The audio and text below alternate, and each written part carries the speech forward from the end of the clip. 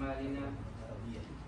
من يهده الله فلا مضل له ومن يضلل فلا هادي له ونشهد أن لا إله إلا الله وحده لا شريك له ولا نظير له ولا وزير له ونشهد أن سيدنا وسندنا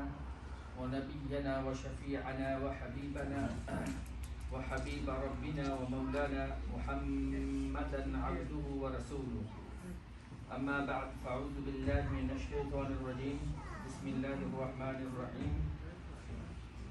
ولكل أمة جعلنا منسكا ليذكروا اسم الله على ما رزقهم من بهيمة الأنعام فإلهكم إله واحد فله أسلموا وبشر المخبتين صدق الله وصدق رسوله النبي الكريم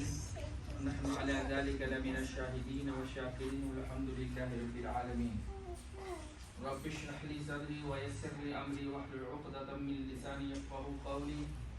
رب زدني علما رب زدني عملا رب زدني علما نافعا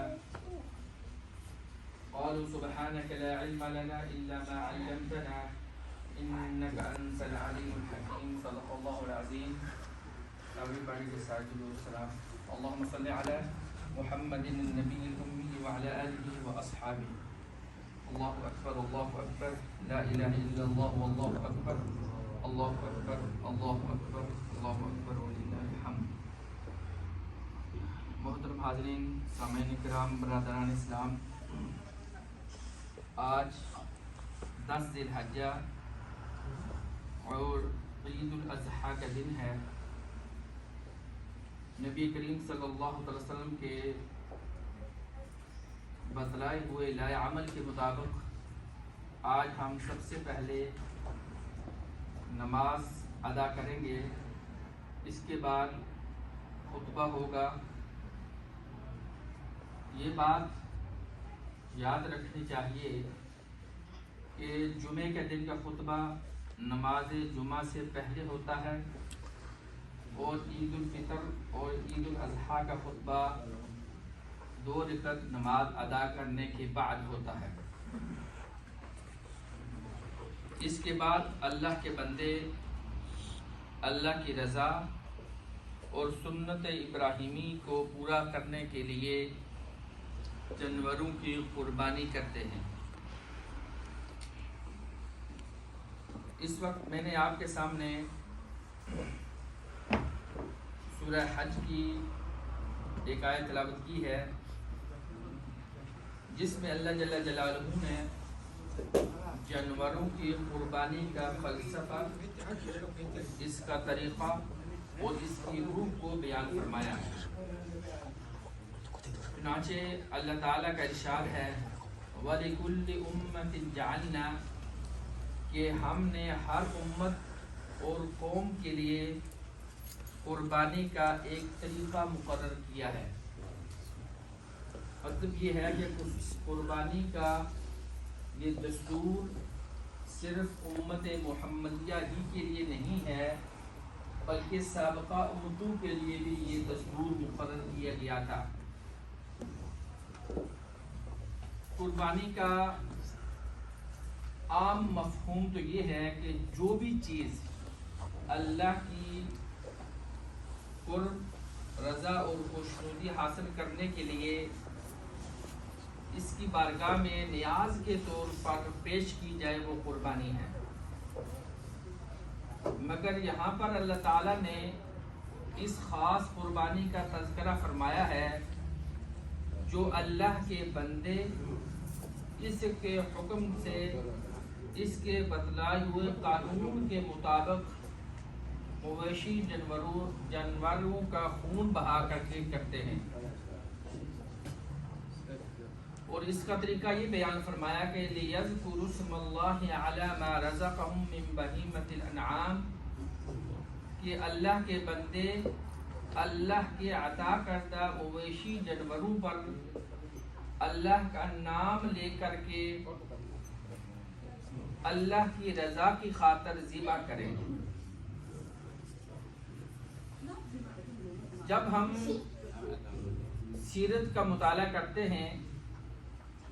تو بہت سی احادیث ہمیں آج کے دن کے متعلق اور قربانی کے بارے میں ملتی ہیں۔ ترمذی شریف میں ام المومنین امی عائشہ رضی اللہ تعالی عنہا سے مروی ہے کہ رسول کریم صلی اللہ علیہ وسلم کا ارشاد مبارک ہے کہ قربانی کے دن یعنی 10 ذی الحجہ کو آدم کے بیٹے کا کوئی عمل جانوروں کا خون بہانے سے بڑھ کر کے محبوب نہیں ہے۔ یعنی اللہ تعالیٰ کو آج کے دن جو سب سے محبوب عمل ہے وہ قربانی کرنا ہے، خون بہانا ہے۔ مگر اس میں یہ بات یاد رکھنی ضروری ہے کہ فرائض شامل نہیں ہے۔ اللہ تعالیٰ نے بندے کے ذمے نماز، روزہ، زکوٰۃ، صدقات وغیرہ جو فرائض عائد کیے ہیں ان کو بہرحال فوقیت اور اولیت حاصل ہے۔ البتہ ان فرائض کے علاوہ دیگر اعمال میں یوم نحر کے دن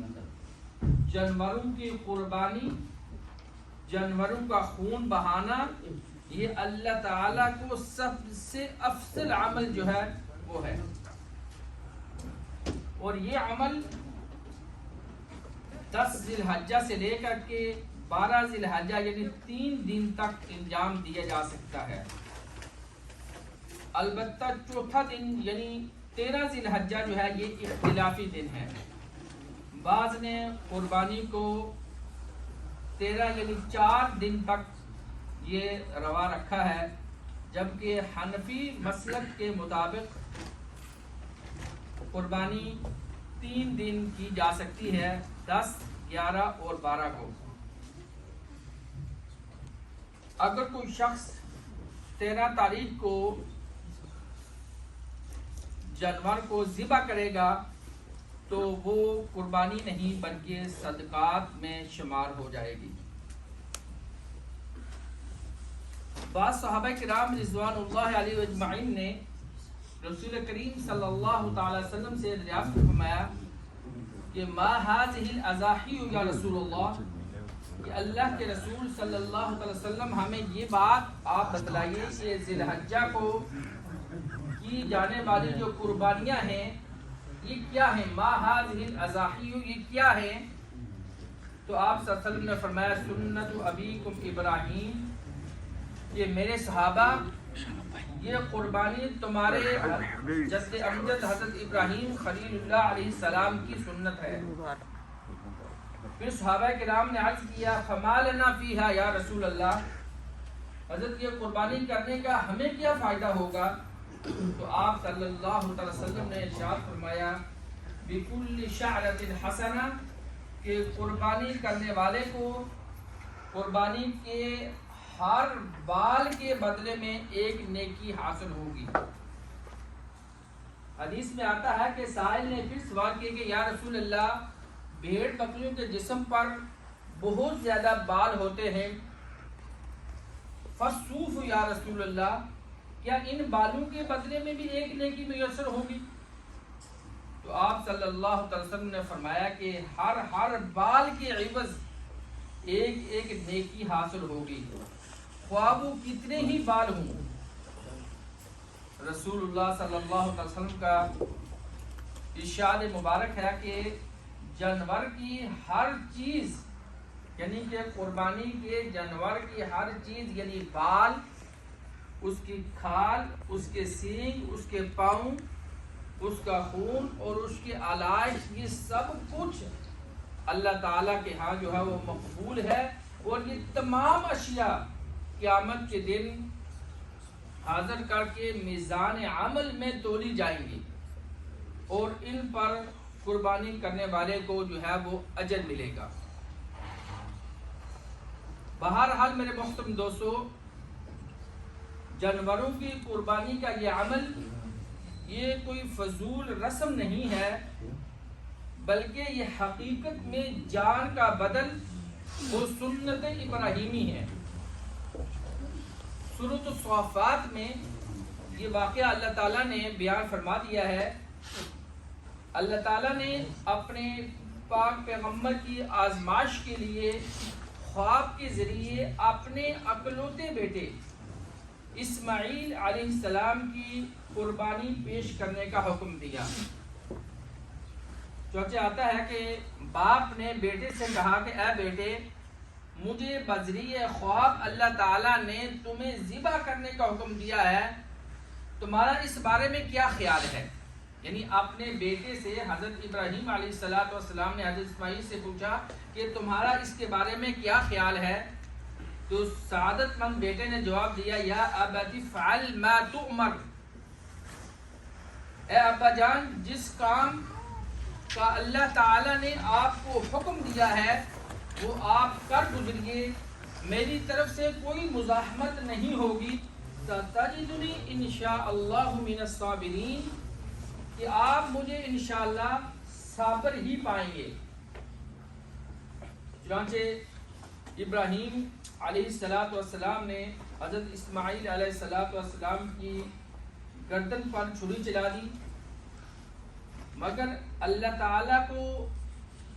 یہاں پر صرف امتحان مطلوب تھا، بچے کی جان لینا مقصود نہیں تھی۔ چنانچہ حضرت ابراہیم علیہ السلام نے اللہ رب العزت نے آواز دی، اے ابراہیم قد صدقت الرؤیا،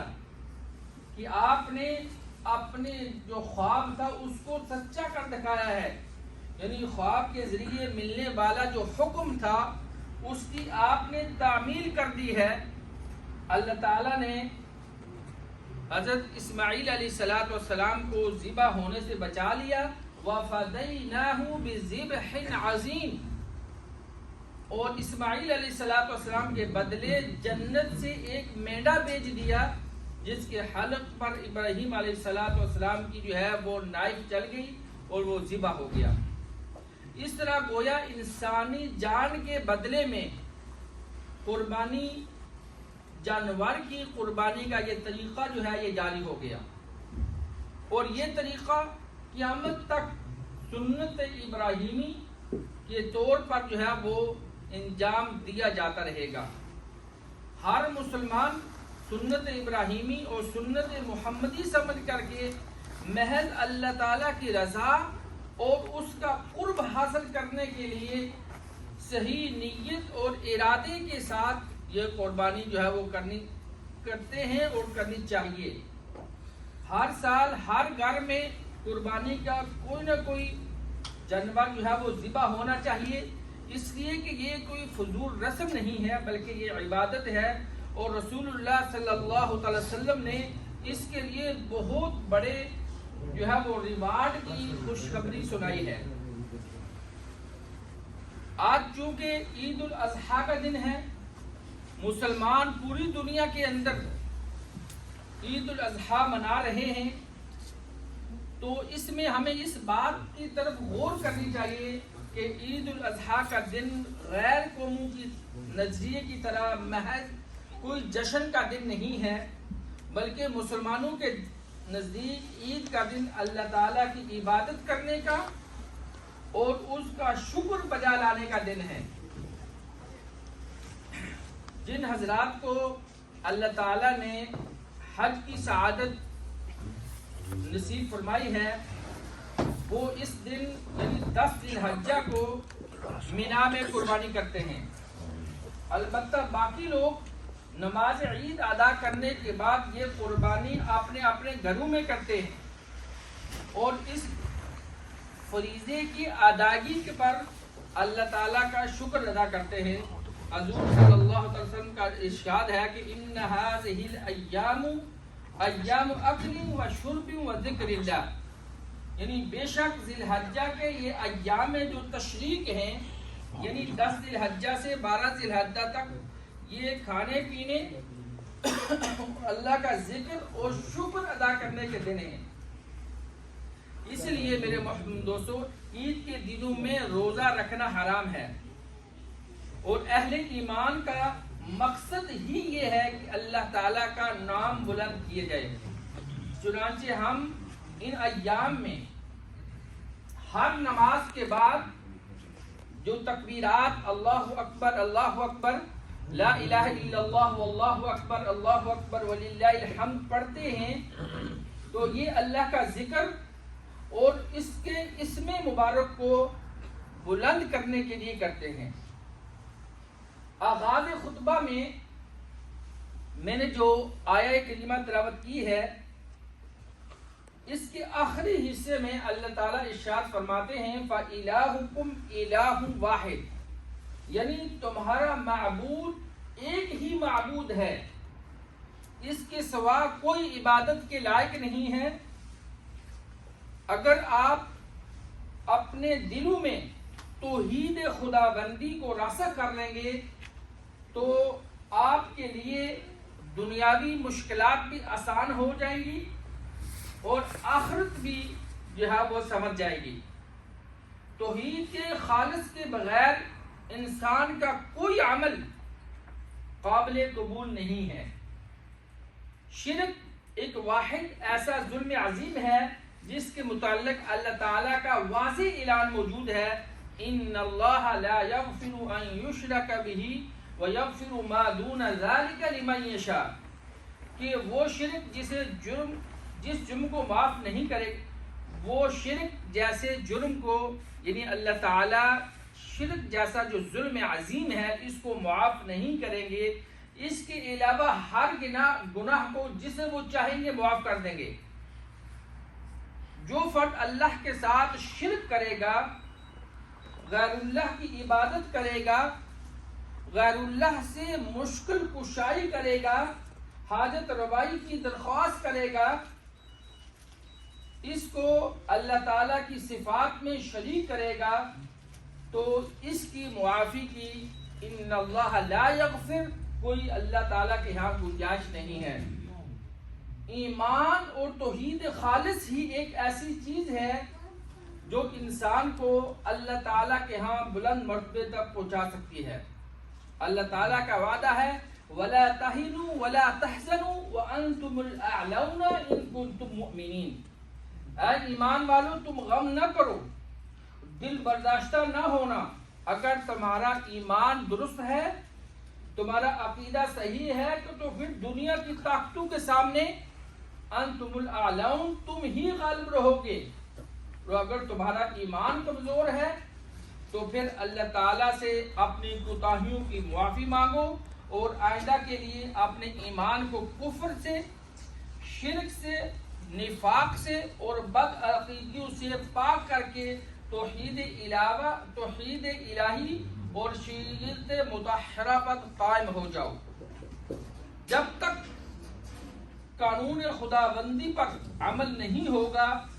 تو نہ تم شیطان پر قابو پا سکو گے، نہ دشمن پر غلبہ پا سکو گے۔ لہذا تمہارے لیے ضروری ہے کہ خالص فَإِلَٰهُكُمْ إِلَٰهٌ وَاحِدٌ، ایک اللہ تعالیٰ کی عبادت کرو اور اسی سے مدد چاہو، اسی سے حاجت روائی چاہو، اسی ہی سے مشکل کشا اپنی مشکل کو آسان کرنے کے لیے جو ہے وہ درخواست کرو۔ میرے محترم دوستو، قرآن میں دوسری جگہ اللہ تعالیٰ ارشاد فرماتے ہیں لَن يَنَالَ اللَّهَ لُحُومُهَا وَلَا دِمَاؤُهَا وَلَكِن يَنَالُهُ التَّقْوَىٰ مِنكُمْ، کہ آج کے دن یعنی عید الاضحیٰ کے دن جو تم قربانی کرتے ہو، جو تم خون بہاتے ہو، اللہ تعالیٰ کے ہاں نہ تمہارا وہ خون پہنچتا ہے، نہ تمہارا وہ گوشت پہنچتا ہے، وَلَكِن يَنَالُهُ التَّقْوَىٰ مِنكُمْ، اللہ کے ہاں تمہارے دل کی جو ہے وہ نیت پہنچتی ہے، اللہ تعالیٰ کے ہاں تمہارے دل کا نیک ارادہ پہنچتا ہے، اللہ کا خوف جو ہے وہ اللہ کے ہاں پہنچتا ہے کہ تم نے کس نیت کے ساتھ یہ خون جو ہے وہ قربانی کیا ہے۔ اگر ہم نے